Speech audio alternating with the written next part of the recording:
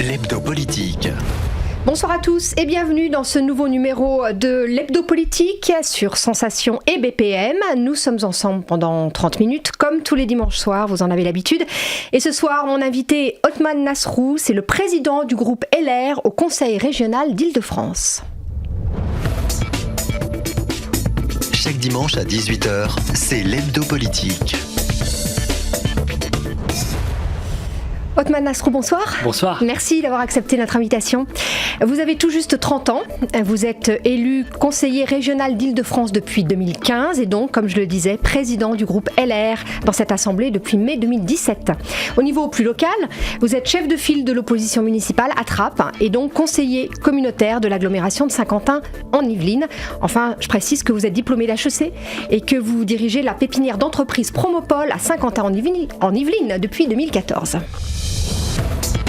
L'Hebdo Politique, Véronique de la Maisonneuve. La France a été frappée une nouvelle fois il y a quelques jours par des attentats à Carcassonne qui ont fait des morts et des blessés. Ça a beaucoup marqué de nouveau les Français. On entend des voix qui s'élèvent là pour dire, notamment dans l'opposition, notamment le groupe LR, notamment votre président Laurent Wauquiez, pour dire que tout n'a pas été fait du côté de l'État pour assurer la sécurité de la France. Est-ce qu'il faut remettre l'état d'urgence ? Est-ce qu'il faut aller encore plus loin pour sécuriser le pays ? Incontestablement, on ne peut pas se satisfaire de la situation actuelle. En ce qui me concerne, je ne suis pas dans des logiques de surenchère. L'idée, c'est de trouver des solutions, c'est de faire en sorte que ces menaces-là, qui pèsent lourdement sur notre pays, sur notre société, eh bien, elles soient réduites à leur portion congrue. Le risque zéro n'existe pas. Et je pense que c'est pas responsable de dire que ça aurait pu être évité. Mais ce qui est sûr, c'est qu'il faut faire le maximum pour que ce soit évité. On essaye vraiment là-dessus, on a une obligation de moyens et aujourd'hui on peut légitimement penser que le compte n'y est pas et qu'il faut en tout cas aller plus loin. Ça n'est jeter la pierre à personne, ce sont des sujets difficiles et personne ne peut prétendre avoir une solution miracle. Mais on peut essayer d'aller plus loin sur un certain nombre de dispositions. Moi je pense par exemple aux perquisitions administratives qui au moment où l'état d'urgence a été transposé dans la loi ordinaire, si j'ose dire, cette mesure-là n'a pas été retenue. C'est peut-être dommage parce que ça aurait permis aux forces de sécurité parfois, dans l'urgence, de pouvoir faire des perquisitions administrative. Et donc, dans ce sens-là, moi je ne suis pas favorable au retour à l'état d'urgence, mais je suis favorable à ce que notre arsenal, naturellement, de sécurité et de justice continue d'être renforcé. Et là-dessus, il faut faire des propositions intelligentes, concrètes, mais en même temps tout à fait déterminées, parce que cette menace-là, elle continue de peser sur notre pays. Est-ce qu'il faut arrêter tous les fichiers S, comme certains le disent ? Est-ce qu'il faut enfermer tous les fichiers S ? Est-ce qu'il faut refuser à ceux qui rentrent de ne pas rentrer dans notre pays ? Aller plus loin ?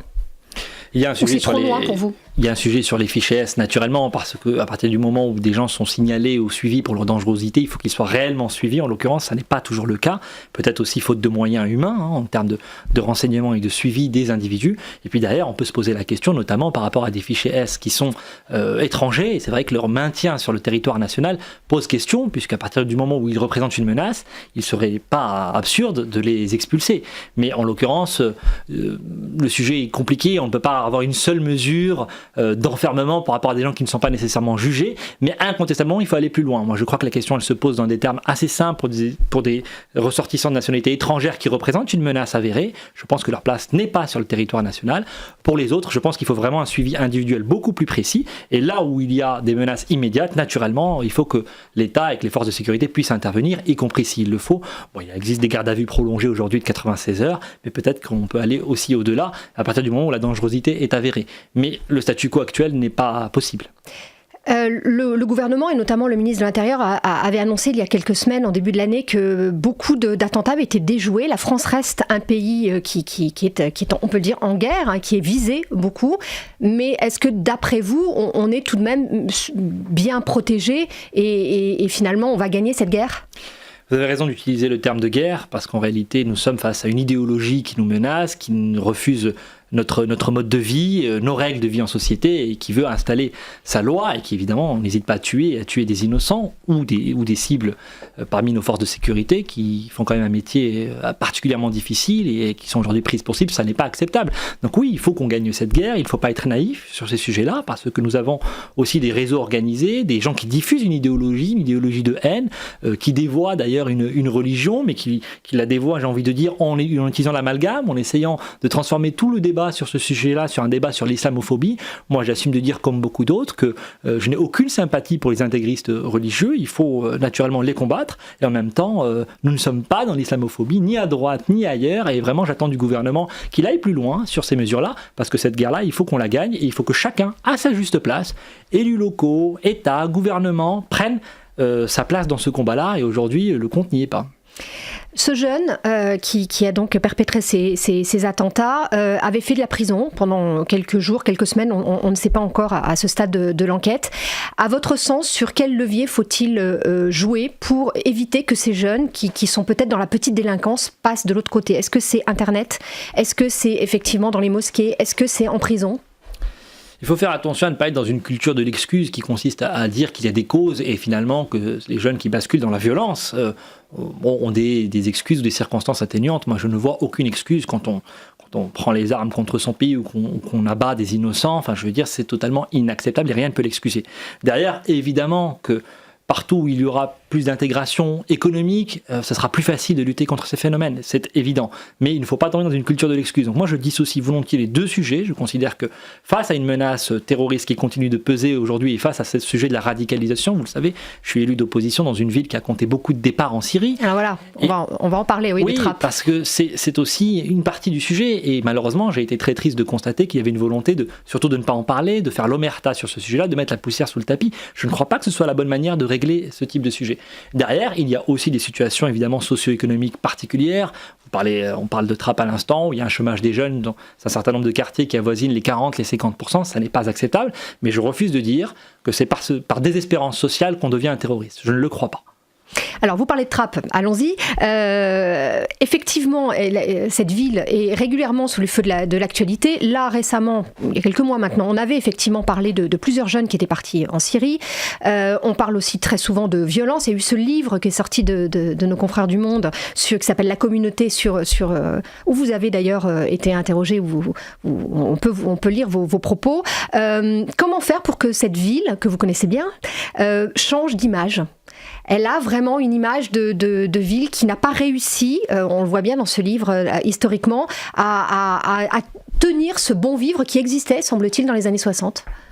Vous avez utilisé un mot que je considère très important, vous avez parlé de réussite. Et donc en réalité, aujourd'hui, il faut que Trappes, qui est à la croisée des chemins sur un certain nombre de sujets, renoue avec une forme de réussite. Et c'est une ville qui compte un certain nombre de réussites, pas uniquement les réussites médiatiques que l'on connaît bien, parce que moi je refuse complètement de considérer que les enfants de Trappes sont condamnés à être ou des comédiens ou des humoristes ou des footballeurs. Je pense qu'il faut aussi des chefs d'entreprise, des médecins, des policiers. Et il y en a. Et il y en a, voilà. Et c'est cela aussi que j'ai envie de montrer, dont j'ai envie de parler, c'est cette majorité silencieuse dont on parle pas beaucoup, mais qui vit dans le respect des règles et qui n'aspire qu'à une chose, c'est de pouvoir élever ses enfants dans les meilleures conditions. Donc c'est à cela que je pense, et par rapport à cela, moi je fais partie de ceux qui considèrent qu'il ne faut pas prendre en otage l'image de la ville.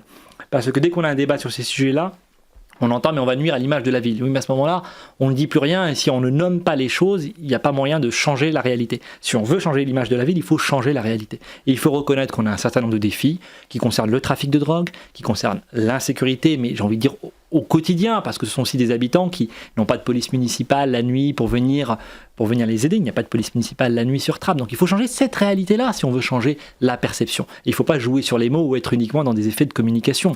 Par rapport au livre que vous citez, qui me prête d'ailleurs un certain nombre de propos que j'ai pu contester, j'ai dit ce que j'en pensais, parce qu'en réalité, je trouve que la démarche, même si elle a le mérite au moins d'exister, est un petit peu superficielle. Encore une fois, derrière, il y a un certain nombre de sujets qui ne sont pas traités, qui correspondent au quotidien.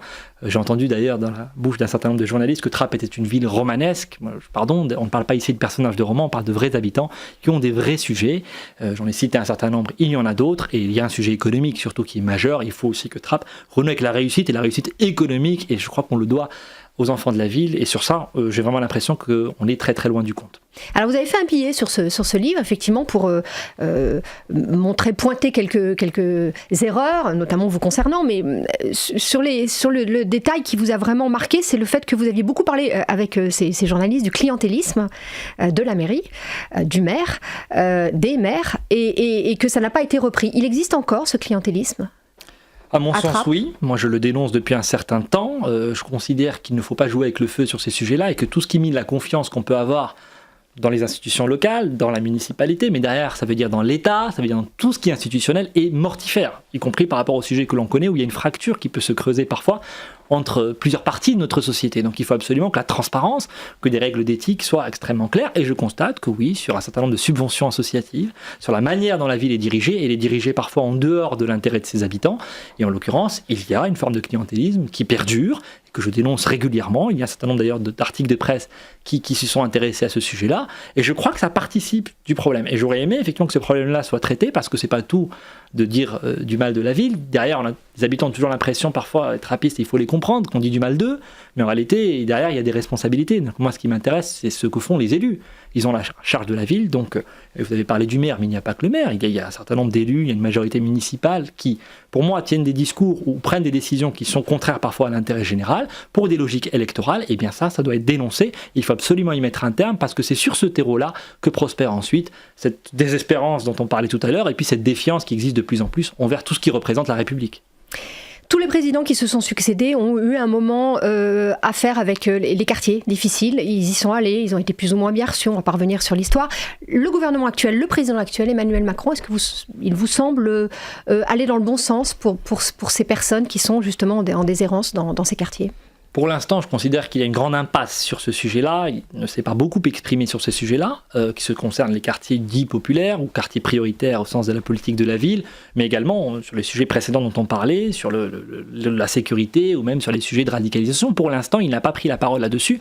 Moi, je lui accorde le bénéfice du doute. Ce que je souhaite, c'est qu'on règle ces problèmes-là. Donc, je lui demande d'en prendre la mesure et d'être très engagé, parce qu'aujourd'hui, il y a une fracture qui se creuse entre un certain nombre de quartiers, un certain nombre d'habitants et le reste de la société française. Et on ne peut pas avoir un pays à deux vitesses. Donc ce sujet, quelque part, de la fracture territoriale, de la fracture sociale, pour l'instant, il n'est pas encore porté par Emmanuel Macron, mais moi, je serais très heureux qu'il puisse s'en saisir et qu'on puisse trouver des solutions, parce qu'aujourd'hui, la situation que connaît Trappes, elle n'est pas du tout propre à Trappes. D'autres villes l'ont connue. Un certain nombre de villes, d'ailleurs, ont réussi à régler un certain nombre de défis.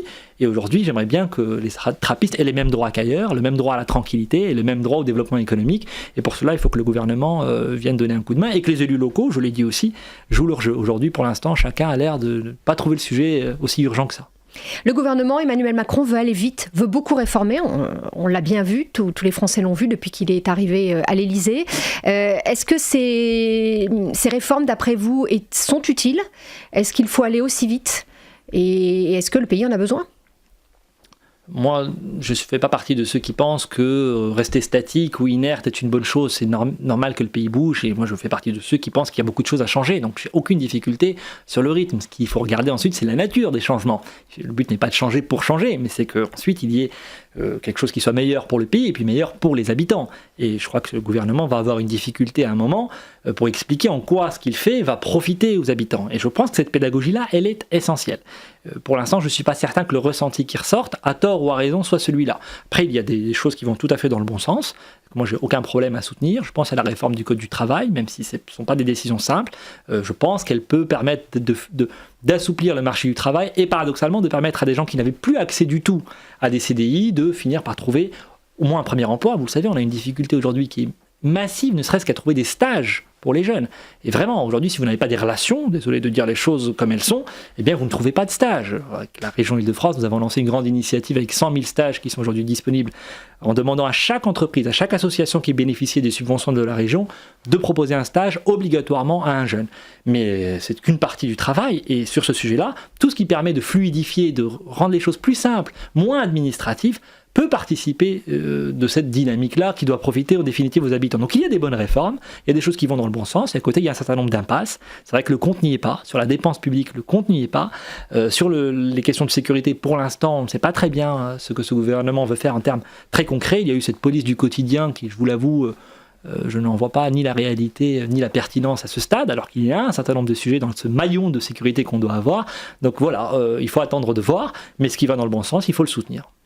Allez, on passe à la deuxième partie de cette émission. L'hebdo politique.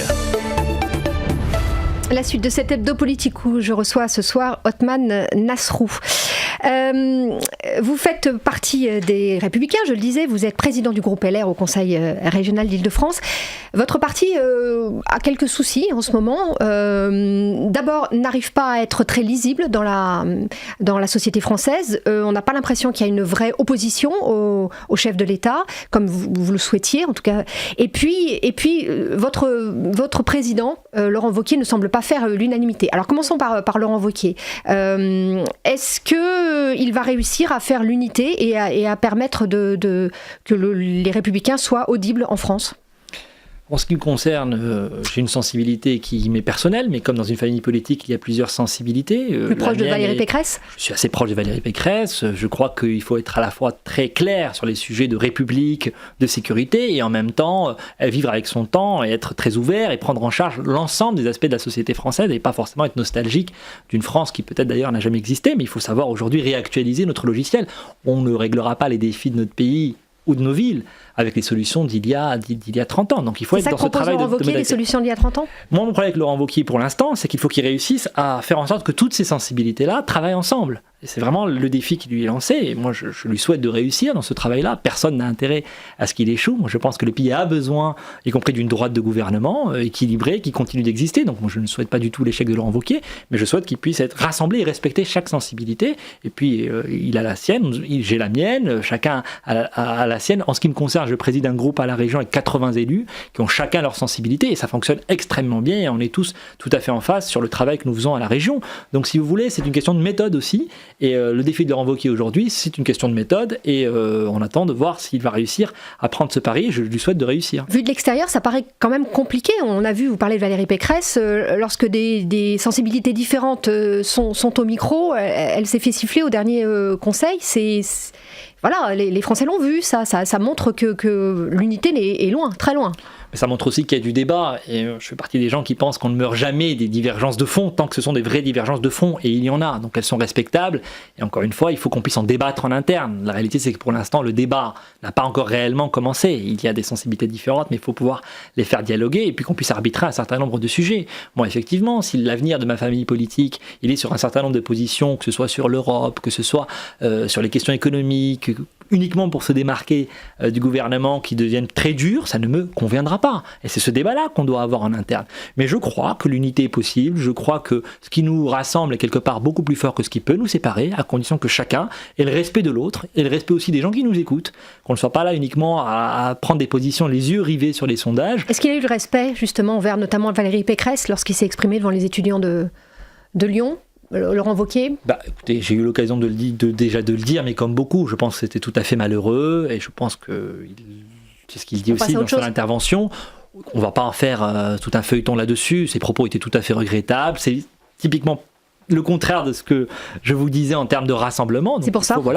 Après, c'est fait. Maintenant, il faut regarder l'avenir et j'espère que ça ne se reproduira pas. Même si c'était des propos qui étaient volés, ils étaient tout à fait malheureux. Et puis surtout, il faut se soucier de l'image qu'on donne aussi de la politique. Mais encore une fois, il faut mettre ses propos à leur juste place. Moi, je vous le dis, Laurent Wauquiez est le président de cette famille politique. Cette famille politique, elle doit exister parce qu'elle est essentielle, y compris au débat politique. Et donc, je lui souhaite de réussir dans cet exercice de rassemblement. Mais évidemment, on y sera vigilant.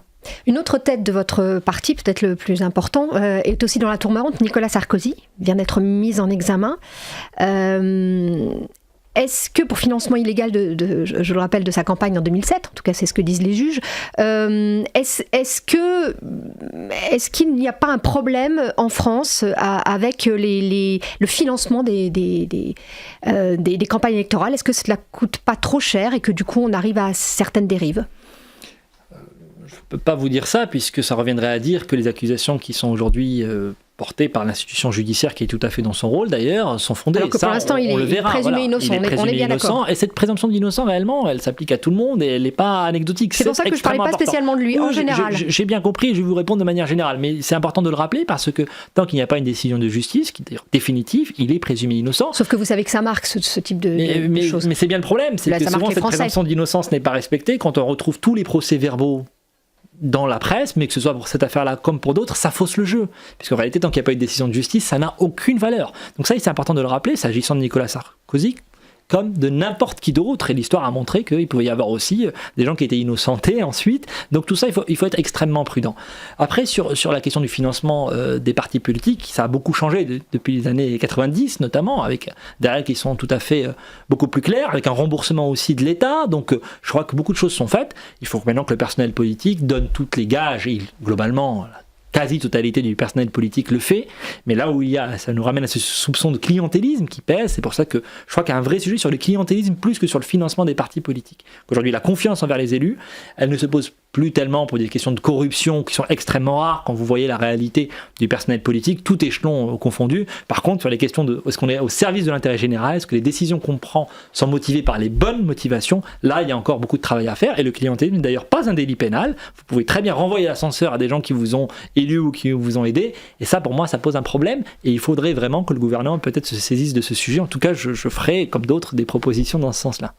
Revenons aux réformes du gouvernement.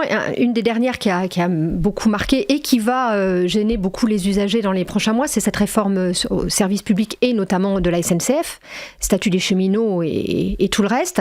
Les syndicats annoncent des jours et des jours de grève sur 3 mois. C'est une première, ils n'avaient jamais fait un calendrier aussi précis. Votre présidente de région, Valérie Pécresse, c'est un petit peu émue de cela, et elle dit qu'il faut un service minimum. Êtes-vous d'accord avec elle ? J'imagine que oui. Mais pour une raison simple, on ne peut pas prendre les usagers en otage en permanence. Et quelque part, vous avez dit que la réforme allait poser problème aux usagers. C'est pas la réforme elle-même, c'est la réaction à la réforme qui est légitime. Il y a un moment où effectivement il y a une loi sur le service minimum qui est inscrite, et vous ne pouvez pas faire peser déjà que c'est pas facile au quotidien dans les transports en Ile-de-France. Vous savez, on est engagé dans un grand travail de transformation des transports et de remise à niveau parce qu'il y a eu un sous-investissement pendant très longtemps, mais ça prend du temps, et en parallèle vous avez effectivement des mouvements sociaux qui viennent compliquer la galère quotidienne des franciliens. Donc il faudra être aussi responsable là-dedans, quelle que soit l'opinion qu'on peut avoir de la réforme. Après, je vous l'ai dit, moi je souhaite que les choses avancent. Personne ne pense que la SNCF peut rester dans l'état où elle est. La réalité, c'est que les problèmes existent déjà, qu'elle a une dette abyssale. Et donc oui, il faut réformer la SNCF. Après, on peut discuter, par exemple, de l'avenir des petites lignes, qui est un vrai sujet, parce que je comprends que des élus locaux s'émeuvent du fait que leurs lignes puissent disparaître. Voilà, il y a la question du statut. Donc il y a beaucoup de choses qui sont sur la table. Rappelons toutefois que le statut des cheminots n'est pas mis en cause pour tous ceux qui sont déjà à la SNCF. C'est pour ceux qui arrivent. Voilà. Donc il faut aussi raison garder là-dessus. Mais oui, il faut que chacun prenne ses responsabilités. Nous avons mis en place avec la région tout un dispositif de covoiturage, de télétravail pour que cette grève-là soit la moins pénible possible pour les usagers, mais j'appelle aussi évidemment les mouvements syndicaux à la fois à faire entendre leurs divergences. C'est la noblesse de la démocratie sociale à la française. J'ai aucun problème, et vraiment moi je suis attaché à ce respect des personnes, mais en même temps dans des proportions qui restent raisonnables pour les usagers. Un dernier mot, je disais vous êtes élu régional, et justement vous militez pour une fusion entre la métropole du Grand Paris et la région. Pourtant on a l'impression nous que c'est pas pareil, que c'est pas les mêmes territoires. Comment est-ce qu'on va arriver à faire ça, et pourquoi est-ce que c'est si important d'après vous ? Écoutez, jusque-là, on arrivait très bien à faire ça, puisque tout le monde trouvait qu'il y avait trop d'échelons territoriaux en France en général, entre les communes, les intercommunalités, les départements, les régions, l'État, bon. Et puis, on a rajouté, le gouvernement précédent, le gouvernement de François Hollande, a rajouté un échelon supplémentaire en Ile-de-France avec la métropole du Grand Paris, qui est un peu plus grande que le périphérique, qui est déjà une frontière symbolique malheureusement assez marquée, entre Paris intramuros et la banlieue, et puis on en a rajouté une deuxième entre la petite et la grande couronne.